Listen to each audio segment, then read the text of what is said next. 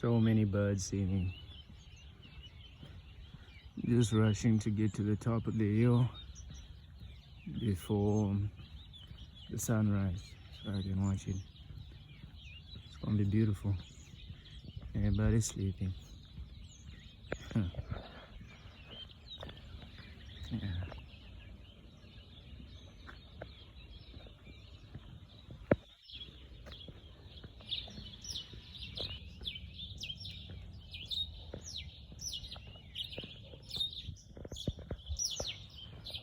Wow.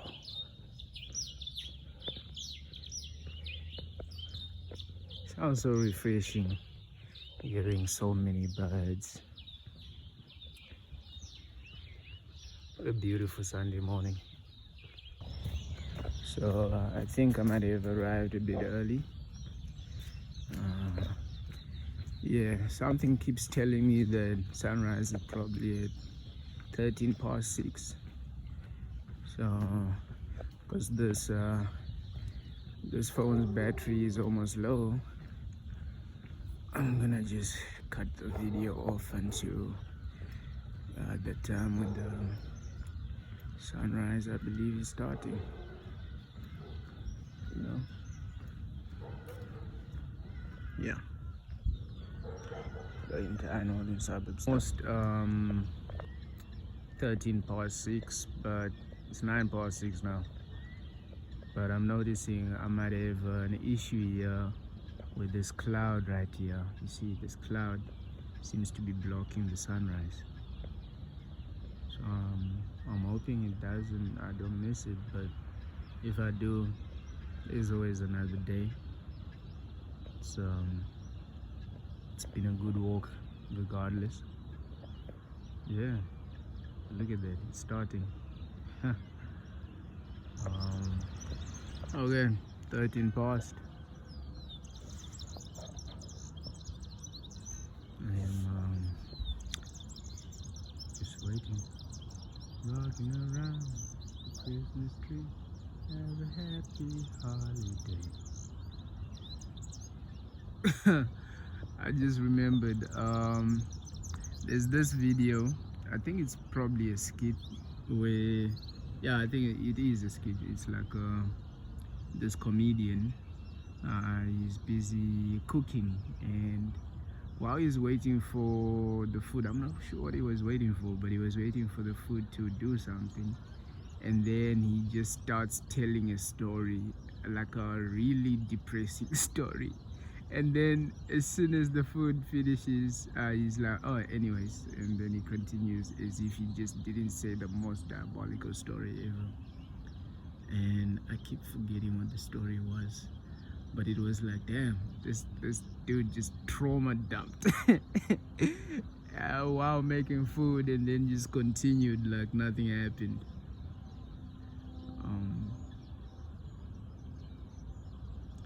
But you know, life is beautiful.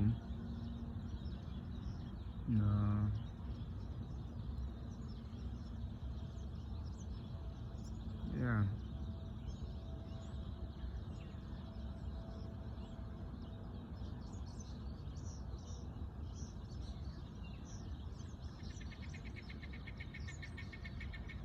You can be whoever you want to be. If you watch Rango, you know, like that, first starts with envisioning. You're thinking about, like, you see yourself somewhere, you see the vision. You act it out every day, and then eventually there reaches a point where you just ask to like some higher being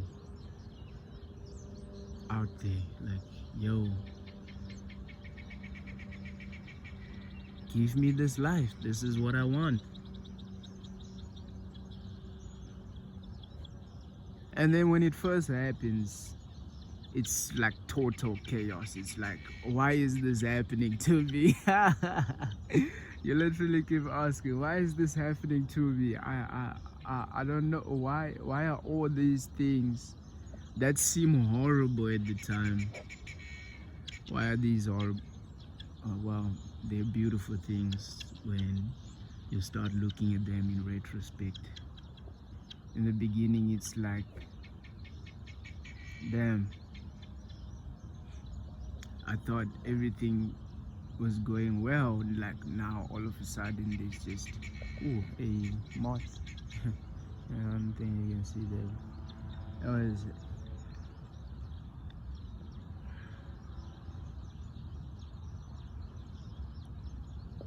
and then obviously,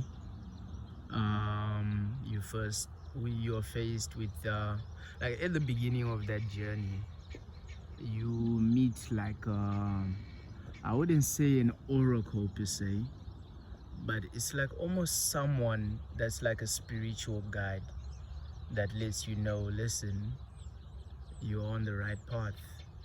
uh here's something you can do. um and then that's like one of the turning points. It's like it's basically a person that tells you like, you have this journey, you can take what you have always asked for, but it's not like they're being direct. You still aren't sure what's happening, but you sort of get the philosophical point of where your life is reached now. And then you make the choice. Once you make the choice, sometimes you sort of even just pushed into the choice. But once you make the choice, everything just starts happening. You start noticing. I mean, you faced with one of the first trials.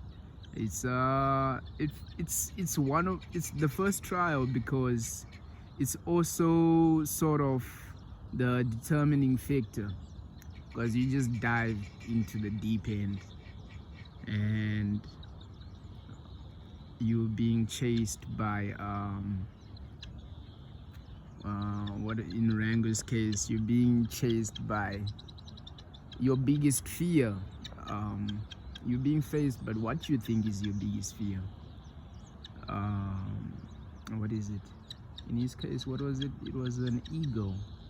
Was it an ego? Yeah, it was an ego. You're being faced with by what you think is your biggest fear. Your natural predator, if you will. But obviously, at first you are afraid. You're afraid, but then there is an eventually you sort of escape that. But then when you face that test again the next time, it's in front of an audience, and you basically have to fake it till you make it. And fake it till you make it works, you know. But it works until a certain point, you know, because when you're faking it till you make it, you are not being yourself. You're not being your natural self, and eventually it catches up to you. It collapses right in front of you, like this ain't where I'm supposed to be, you know. Like what is that called? Fear of being exposed as a fraud. I forgot the term for it. And that's one of the biggest fear that lots of people have. That's because most of successful people are still in the fake it till you make it phase. But once you move from the fake it till you make it phase allows you to defeat your egos. The ego. Oh, that's actually crazy. I just got a realization now. Ego, like Rango was actually fighting his ego, or he beat his ego, and then he became the most egotistical being out there for a period of time. He replaced his ego. But anyways, you get to a point where it doesn't seem like this maybe I'm early, you know. Yeah, and then you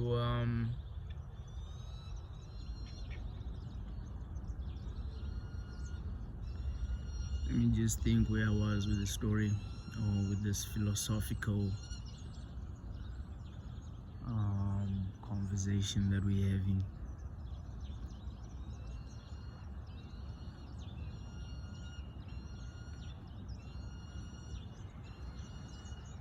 Now you're in this state of basically fake it till you make it. Some people, if they're lucky enough, they get that fear of being exposed as a fraud, and then they would rather expose themselves and start looking inwards to become the best version of themselves. Some people do it before they even become exposed, and by the time the exposure comes, you have already transformed into a person that is no longer a fraud. Like, you can accept, like, yo, this is who I was, but I'm someone different now. I have become,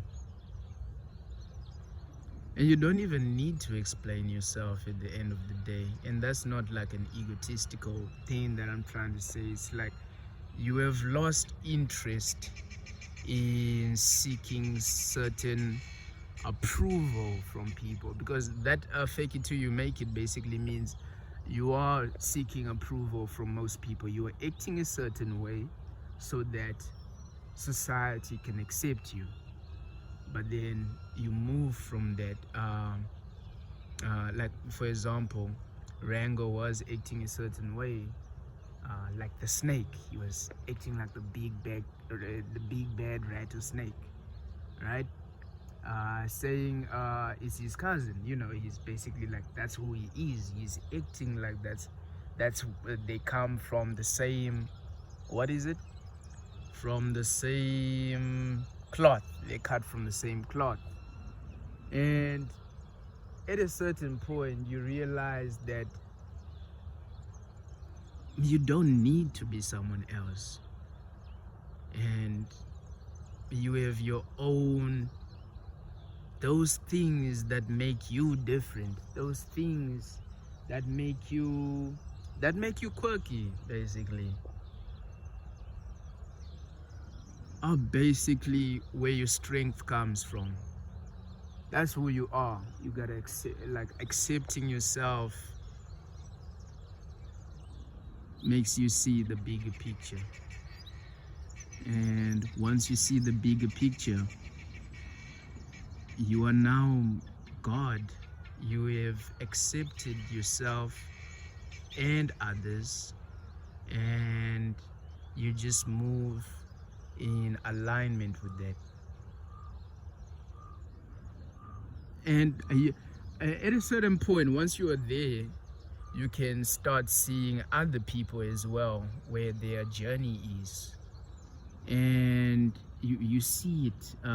Some people that are stuck at a certain point, and some people that just can't get out of their head to figure out how to basically go in the right direction. Maybe they didn't listen to that first oracle that came to them, and those first oracles are also noticed is other people that have basically gone through the journey, and or are going through the journey, and what they're doing is they basically see this, like, where you are, and they're like, hey, they give you that philosophical talk, and that's why it's multiple different wise people in your life. Solomon, the story of Solomon, you know, there is wisdom in the soul of man. It's capable of corruption. wait, is capable of success, but is also capable of corruption of that success. But most importantly, is capable of redemption from that corruption and rebuild itself even stronger and better than what it was before it got corrupted.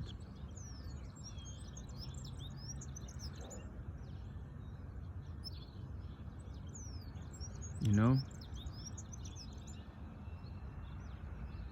there's beauty amongst all things. And I know, yeah, here's one thing that I think you should take away from this. Life is easy. It's as easy as you make it to be. Like, if you think life is hard, it's hard. If you think it's easy, it becomes easy. Like, you create the reality that you want. And I don't care what anyone says, where people say, you know, you have it easy because of... No. You don't know where we all come from. We all have our own, what do you say? I wouldn't say demons, because that means I actually own a demon. Actually, I mean, Solomon did own some demons, but that's crazy. I would say you have your own vices that you gotta face, and you gotta break certain conditioning. That conditioning is the part that feels difficult to break, that feels the most difficult to break. But once you tell you, like, you notice when you are breaking conditioning that you start realizing that life is easy because you have broken the conditioning. And the conditioning is what kept you thinking that life is difficult. It's not a self-fulfilling prophecy per se, but it's like, it's a rotation. It's a circle. The conditioning creates difficult life. Breaking the conditioning creates easy life. Easy life is created by what feels difficult from breaking the conditioning. I don't know if that makes sense, but I was having a chat with T, and she said that we don't have to break. Like, why does it have to be tough? It doesn't have to be tough. It can be easy. But yes, she is definitely right. It's easy. It's just the conditioning, you know? That conditioning is what says it's difficult. But no.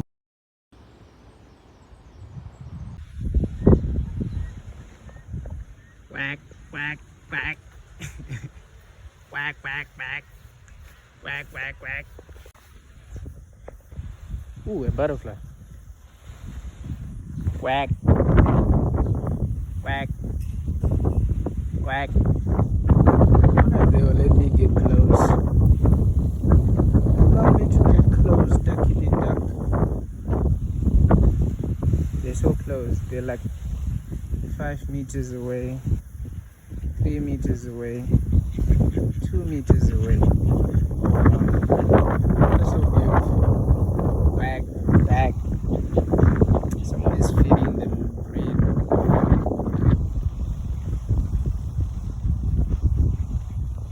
This looks pretty cool.